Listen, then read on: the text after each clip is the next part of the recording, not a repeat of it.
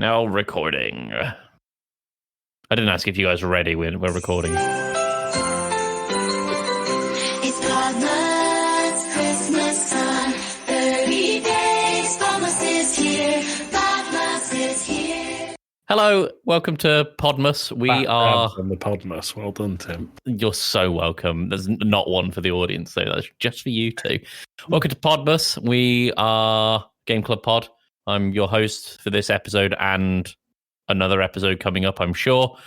Tim at Wembembo and everything. I'm joined by the Northern Boy, Alex. Tim will be here for at least one more episode. At least. And I'm also joined by my brother, Joey. Maybe cut that joke. I'm maybe going to cut that one out. Do you want to try a different intro? No. No? Just Okay, fair it. enough. All right, fine, no problem.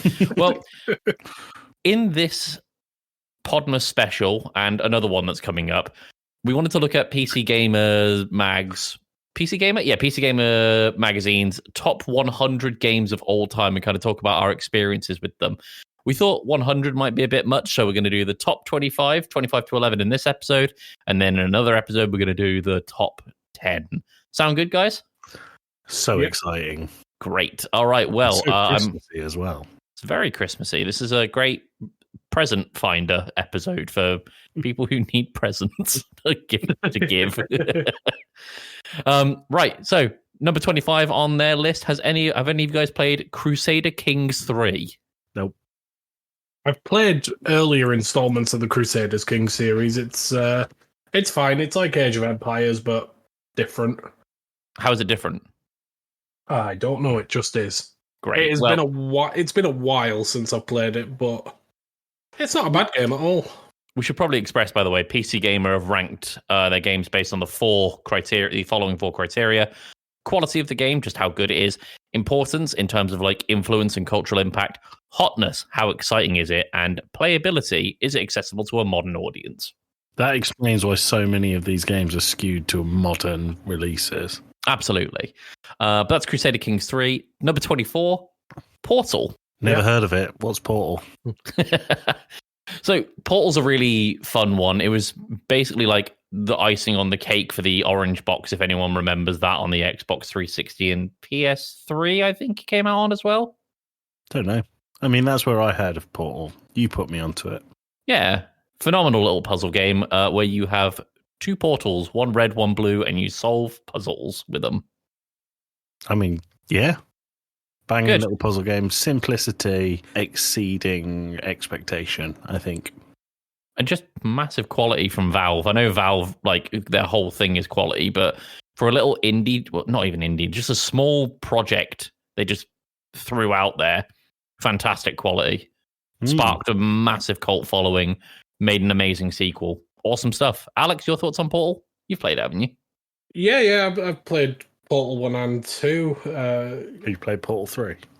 I've not played Portal 3, but I've played Portal 7. Valve can't count to 3. Everyone knows this.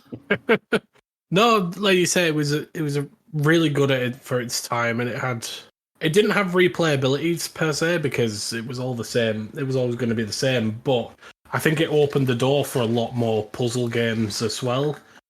Like that kind of puzzle game to be viable on the market because everyone just wanted shooting games and fighting games.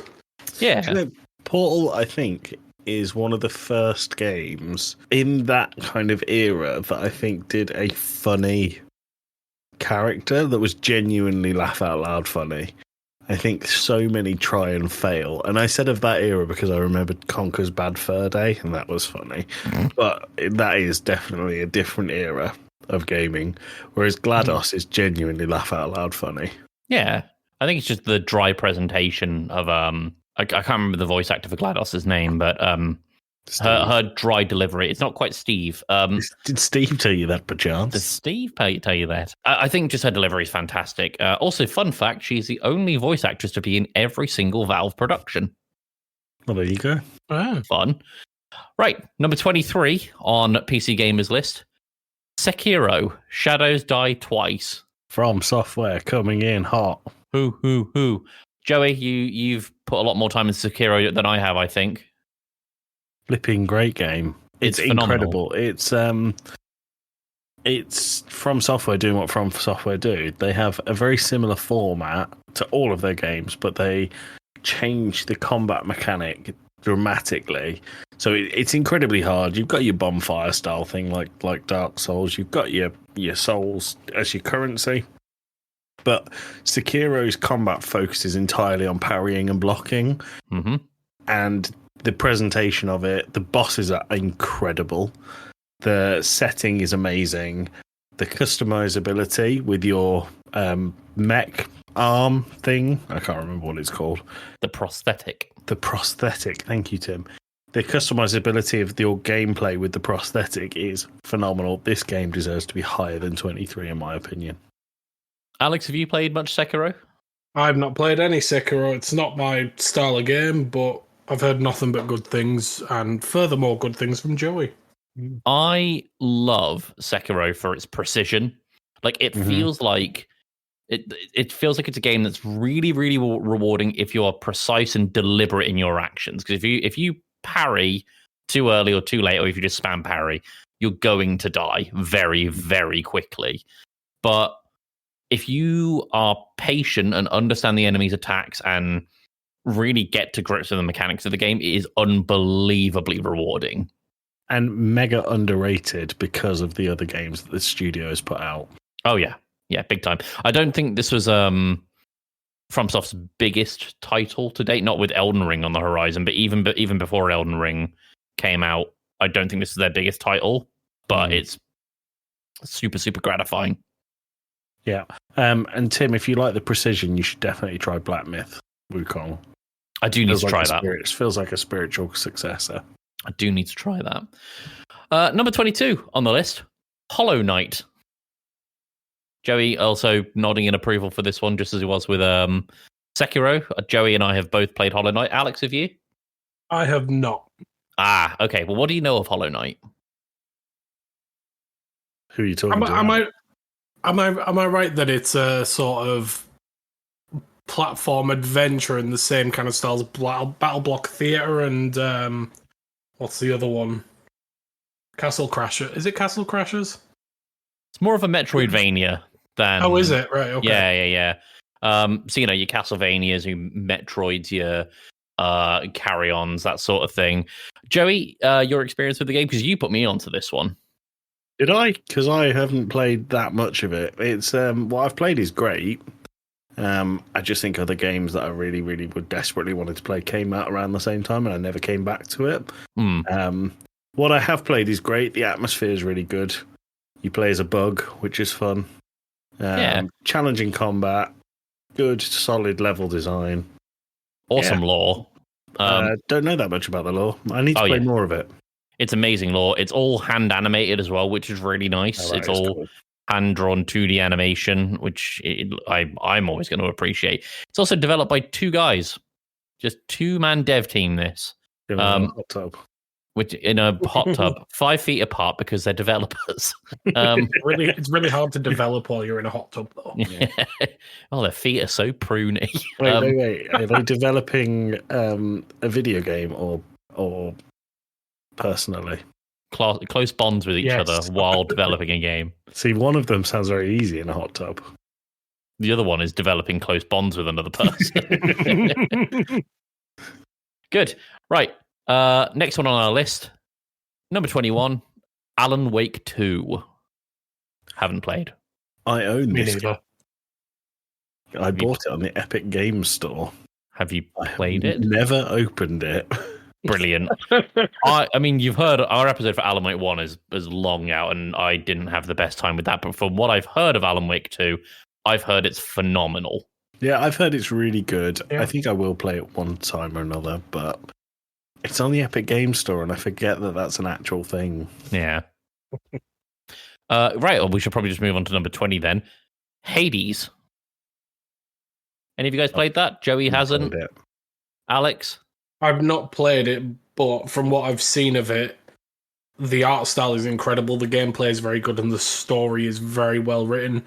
I've heard multiple people go on and on about how it's been one of the best games of recent times, because it's a couple of years old now, I think, the original. Yeah, it's 2020. The original came out, so 4 years ago. That long ago. That long. So I actually have played Hades, and I had a great time with it. It's a roguelike, which I always appreciate. It's a very Metroidvania in your development in your roguelike. So you'll unlock certain abilities and what have you by doing certain types of runs and making certain decisions and beating certain bosses, yada yada yada.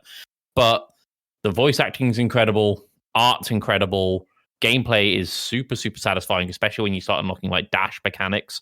Like I love movement in games, and this has great movement combined with awesome abilities that are well thought out, pretty well balanced, and a good challenge. In reading the people who've written this article, the final quote is, "I can safely say that the pain was worth it." Yeah, it's sounds hard. sounds like my kind of game. Yeah, you would probably have a great time with this, actually. I've heard the last boss in particular is quite a big one to get stuck on. I was going to play it right when we started the podcast, but I chose Dead Cells over Hades for our first episode. Huh. So make of that what you will. There you go. What a choice. Well, number 19 on our list, or rather PC Gamers list, Slay the Spire. Mm-hmm. Have you guys played this? I have. Yeah. I've actually just started playing it on mobile as of yesterday. I didn't know it was on mobile. It's on mobile. I think you have to pay for it, but I've got the Android Game Pass thing, so Okay. just play it. Right. Nice. Well, talk to me, guys. What do you guys think about Slay the Spire? What experiences have you had with it? Good deck builder. Yep. Roguelike deck builder. Surprises me that it's the 19th best game on PC of all time. It's good. It's not that good. There are Alex. other roguelike deck builders that are better, in my opinion. Can you give an example? Inscription. I've not played Inscription. You should definitely play Inscription. I've heard of Inscription. I've It's not on heard Game anything Pass about it. now as well. Oh, that's good. Good. And you've got it on Alex. Steam Family, so you've got no excuses. No excuses now. Alex, your thoughts on Slay the Spire in your limited playtime with it? What I've played of it, I've enjoyed. It's as far as deck builders go, it's very simplistic because it sticks to deck builder mechanics and roguelike mechanics, and that is it. It doesn't try to add other bits and pieces in, which might be what's helped it do so well, because it's a deck builder in its purest form. For me personally, I thought it was fine. Like it's a good game. I don't know if it deserves number 19 on the list personally. No, I wouldn't think so. But it's game good. Game good. Good game, good. game good. Game good. Good. Right, number 18 on the list. Lovely Dan will be very happy. Mass Effect Legendary Edition. Will Dan be happy because he's about to hear what we're about to say about it? I like Mass Effect. I don't know if I'd put it at the top 20 games of all time though. Alex, what's your experience of Mass Effect? I also don't mind Mass Effect. I've not completed it, but I would probably rather play Dragon Age. Oh. There's just too Really? much talking. There's a lot of It's talking. just so, like, the lovely, fantastic, beautiful, kissable Josh from Talking Smack. You should listen to Talking Smack and Casting Views in no particular order. Gifted me the Mass Effect Legendary Edition for Christmas last year, and I started it, and I think I got about 6 hours in, which was good, which was fine. I would say I was in control for probably an hour of that 6 hours. It was. I think I just like doing things in video games a bit more. Yeah. Yeah, it's not. I understand why people like it, and I understand that people really like the interweaving stories and their part in it. And I understand that Mass Effect switches up the endings and your choices matter and all of that good stuff. It's not really my thing. So what you're saying is Mass Effect would be better as a visual novel? I think it basically is a visual novel. We played a visual novel on the podcast, and it was one of the worst experiences I've had in gaming. Which one was that? The Murder of Sonic the Hedgehog. Well, that one is one. We've played two. But Persona 5 is another one that I was miserable on. So, yeah. Cool. Number 17, RimWorld. Either of you played RimWorld? No, but I have it. I Yeah, have it as well. Just never played it. I've played it. I played it briefly. How is it? Exceptionally complicated. I think... Is the Last Federation out now? No, this will be out just a bit before. Okay, we're going to talk about the Last Federation in that episode, so I won't spoil too much. If you like the complexity and the interweaving actions of Last Federation, you'd really get on with RimWorld. Okay. I think, like, friend of the pod, Chris, is mad on RimWorld. He's got hundreds of hours in it. I think Toast also really likes RimWorld. Friend in the pod pack really likes RimWorld. I think if you can get into it, it's a great game. But I might give it a go. So. I really like small spoilers for Last Federation. I really like Last Federation, so I this would probably be my jam. There's mods that you can make RimWorld multiplayer quite easily. So it's is it not a city builder or a base builder game? No, it's more like a survival game. Like a colony sim. Yeah, exactly. Interesting. Is it a bit like I quite like them. Is it a bit like This War of Mine? Except, like, This War of Mine might be the most depressing game I've ever played. I didn't like This War of Mine. Oh, I really did, but it was. I love the tone. Depressing. I just can't get into the gameplay. Yeah, I wouldn't Tim say doesn't want to be sad. No, Tim does want to be sad. He just wants to be sad with good gameplay. Yeah. Like Night in the Woods. Yeah, that fucking hell. Right. Alex, have you played Night in the Woods? I have not. God, don't do it to yourself. It's fun. Good game. Number 16, Dwarf Fortress. Never even heard of this one. It came out in I've heard of it. 2006. I've heard of it. I've never played it. But I've heard only good things about it, so... Do you want to give a review of the game we've never played, Tim? Pretty good. I would argue top or just shy of top 15 games of all time. Nice. Thank you. Right. Number 15, Red Dead Redemption 2.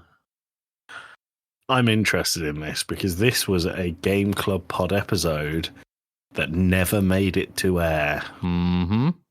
Oh, Alex, dear. have you played Red Dead Redemption 2?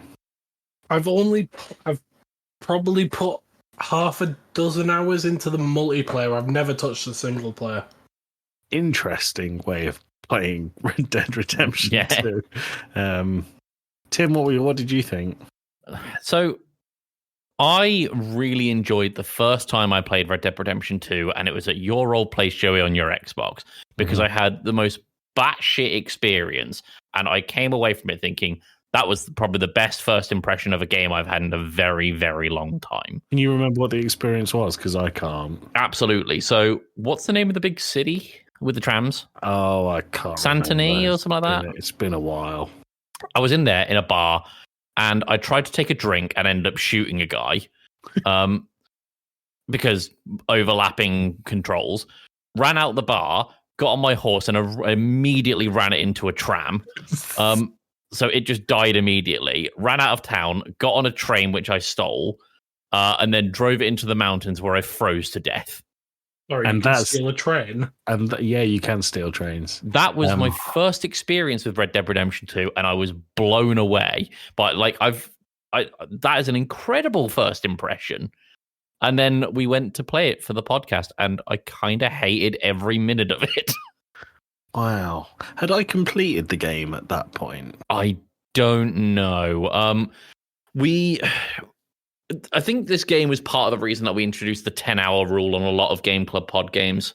Because a game is very, very big, and to me, this game was frustrating. I understand. I was saying this to someone at work not too long ago.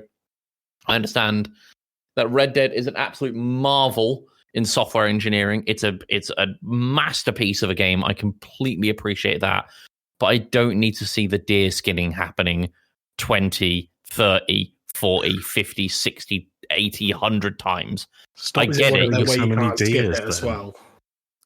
Yeah, you can't skip it.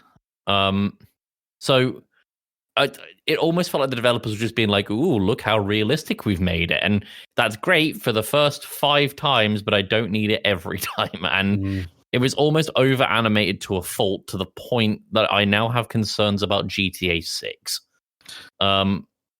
This game's wicked, Tim. Red Dead Redemption 2 is unbelievable. Now, I remember the conversation in the Discord between what was the team of hosts back then. It was not... I can't remember exactly when it was. I don't think it was ages before you joined the podcast, Alex. One of the main frustrations was that there wasn't... It was a massive map and there wasn't fast travel. And that was a very intentional thing by the developers, because...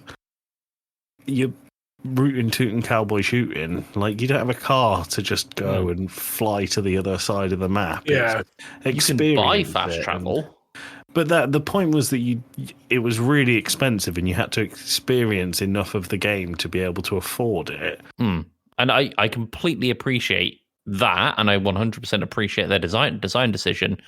But again, it just kind of felt like the developers the whole time going, "Ooh, look how realistic it is," and I was like, "Yes, I get it. You've beaten me over the head with it enough times."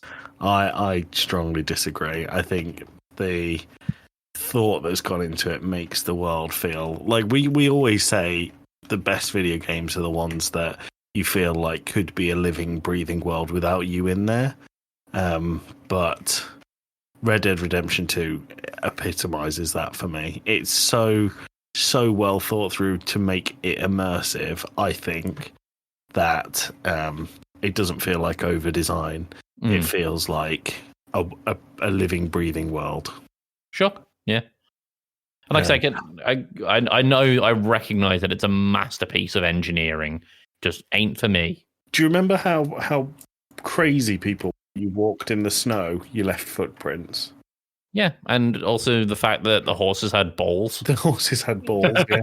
But it's things like if you kill an animal, details. If you kill an animal and come back like 7 in-game days later, it will be still there, but it'll have been eaten by other animals, and yeah, it's clever bits like that I think. And I really wanted to like it, it just didn't click. Yeah, fair enough. Maybe you just like the end game and you like the freedom, because it sounds like your first impression was of the end game. Well, like I said, I played it on your old Xbox, so that was a couple of years ago now. Well, 2019. I got it day one. Yeah. They have just re-released Red Dead Redemption 1 on Steam. And at a cost of about £50. £50 for a game that was out like 15 years ago. Yeah, it was an Xbox 360 title. Nah, I'm good. Mental. Number 14, Helldivers 2. What a fucking game. That game, it came out the gate swinging, that one. Can't remember a game that had such an incredibly hype start to being absolutely unilaterally hated by everyone in such a short amount of time. Well, thank you, Sony. I think my favorite thing about Helldivers 2 was the sense of community this game had. Mm-hmm. So you could go onto the Helldivers 2 subreddit and there would be people basically role playing as like, you need to do your part, soldier. Like, it was great, and it poked fun at like conventional like glorification of the US military. It had poked fun at a lot of like propaganda that the armies do, and it was a clear homage to Starship Troopers, all with stupid fun mechanics and a ridiculous physics system on top of I'm going to say open world-ish like objective system. It was great. It was exceptional, and then they made a whole bunch of additions to it, like weather, and then Sony were like, "Lol, we want your data, please." So that got a lot of backlash, and then I think, if I'm honest, that probably killed the game. It's still good. I actually went back and played it not too long ago on the Steam Deck. Still good. It's just nowhere near as populated as it was, and it almost feels like the magic has now gone for it. But going back to what you said about Red Dead Redemption, I think this is over-engineered and over-designed because they kept going, oh, what do people like to use and what is too overpowered, and constant nerfing and adapting of play styles. And I understand that was sort of almost done to encourage you to buy the battle passes so that you had the most up-to-date and the new shiny weapons. But they didn't need to because it's PvE, it's not PvP. No. Just well, keep that's it fun. They kept destroying the current meta in a game where meta doesn't matter. No, exactly. Yeah. No. But I still highly rate this game. I still think it's exceptional. It is Starship Troopers, the game, except for there is actually a Starship Troopers, the game. This is just a good version of it. Yes. Yep. Number 13, XCOM 2. Hello. This is more Alex's bag. I haven't played this one. I have played so much. I think on Steam I've got something like 300 hours in this game or something mental. It is a turn-based tactical game. So you think it's fine? Yeah. It's all right, yeah. 300 hours, it's like a solid 5 out of 10. No, it's... game bad. Because it's got certain roguelike elements where missions will pop up at random and those missions will be different every time. So at one point you might be going to... It's set on Earth in, I think, 2055 or something like that. And you might be going to East Africa to save a VIP. And then you'll pop on over to Northern Europe to go and steal some data from the enemy. It's a very good tactical, turn-based tactical game to the point that I couldn't find anything that scratched the itch for turn-based tactical until Baldur's Gate came out. Wow. Now that is high praise. That's a review. Because it was, I tried other ones. I tried things like Gloomhaven, and there was a couple of others that the names are escaping me. And it was like, yeah, these are good, but it's not scratching that itch. And that there is a lot of mods for it on Steam Workshop as well. Things that change cosmetics. It adds.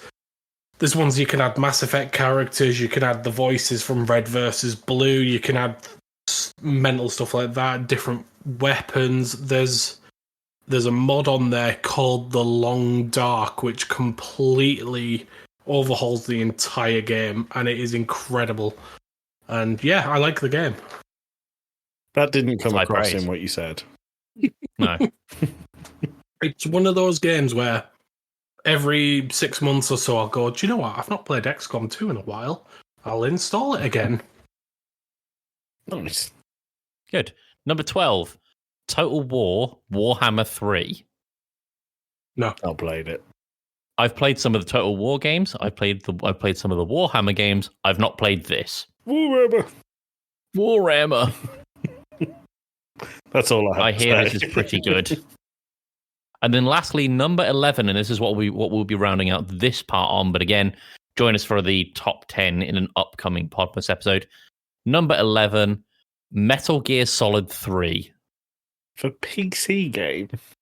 I think This isn't just PC game, it's top 10 games of top games of all time. No, this is the top 100 PC games. Oh, yeah. Surprises me, because this was PlayStation 2 era. I'm pretty sure you can get this on like GOG as well, for what it's worth. Can you? I mean, I think so. The remaster's coming out soon. It is. Well, yes, it is. I have completed Metal Gear Solid 3 on the PlayStation 2. As did I. Very good. Very fun. Exceptional. If you like Metal Gear Solid games, it's more of that, basically. If you're a Kojima fanboy, this is a wet dream. I'd say Death Stranding is a wet dream for a Kojima fanboy. I think this is too early in Kojima. It's too rooted in reality to be. There's a boss made of bees. I mean, it's rooted in reality. It's not entirely in reality. The game's not actually on PC as a standard release. It was only released on PlayStation 2 and the Nintendo 3DS. So what Yeah, is I've got it on going 3D. here then? But it was included in the HD edition of Metal Gear Solid Master Collection Volume 1, which was compilation for Switch, PlayStation 4, PlayStation 5, Windows, and Xbox X and S. There it is. There it is. I love this game. Alex, have you played it? Negative. We should do a Metal Gear Solid game on the podcast. It'd be really good. I've been wanting to do a Metal Gear Solid game for ages. They are mental. But to talk about some of the fun features in this game, spoilers for a game that came out sometime around the PS2. Kojima seems to have thought of every way under the sun that you could possibly beat a boss, including turning off your console and moving the clock forward 7 years so a character grows old and dies. 7 days, not 7 years. 7 days, sorry. There's a boss that you can beat by you taking a suicide pill, and the boss thinks you're dead, so he leaves. Yep. That same one that you can change the clock to kill. You can just see him earlier in the game walking into the building, and if you snipe him, he's not a boss fight anymore. Yeah, he goes away. There is a boss called, I don't remember the name of it, but his whole thing is that he haunts you with the ghost of everyone and everything you've killed. So as you're slowly walking towards him through this like ankle deep water, you're being haunted by all the soldiers you've killed and all the animals you've killed, which you need for food. But if you don't kill anyone in the game, and if you don't kill any animals, it's just a walk to the boss, and then he just goes down in a hit. It's really cool. I really like that. It is good. I think you'd like Metal Gear Solid. I also really liked things like you needed to take into account the environment that you're in, because you can customize all of your clothing, but it's not just a cosmetic thing. If you customize it with the right colors for the ground that you'll lay on, your camouflage level will go higher and higher, and guards won't be able to see if you're wearing one color, but they will if you're wearing a different one. Yeah. On top of that as well, like if you're in a uniform that's not expected to be in an area, like if you're in a jungle section, for example, and you're wearing a lab coat, the guard's suspicion is immediately alerted. Whereas if you're just in camouflage, or if you're dressed as one of them, you blend in a lot more. And it's also That's got really the classic Metal Gear Solid thing where you can just get in a box. Yep, I mean, love really getting in a nice. box. Hide in a box. Yeah. Also, it has a 5-minute ladder climbing sequence to one of the coolest opening themes of a game I've ever heard. You're really selling it now. Honestly, if it plays like something out of like an art house James Bond movie, and I love it. So high praise. Also, until you said also- 5-minute ladders. also, Revolver Ocelot is a fucking treasure. Yeah. And don't explain that. People can just enjoy the image of a revolver ocelot. Of a revolving ocelot. Yeah. Good. Well, that's PC Gamer Magazine's top 25 to 100 to 11 games of all time. Join us in another episode where we'll be doing 10 to 1. That's how these countdowns work. This afternoon. That's it. Thank you so much. Thanks for joining us, everyone. Say bye, Alex. Bye, Alex. Say bye, Joey. It won't be out 10 to 1 this afternoon. That's just me tempering your expectations. I'm gonna set the schedule for that episode's release to be 10 to 1 on the afternoon it comes out. Please don't do it, because time zones are a thing. Yeah, but All only right. our time zone matters. Wow. All right, join us for the next Podmas, everyone. Merry Podmas. Merry day. Merry Bye. Chrysler. Happy Chrysler.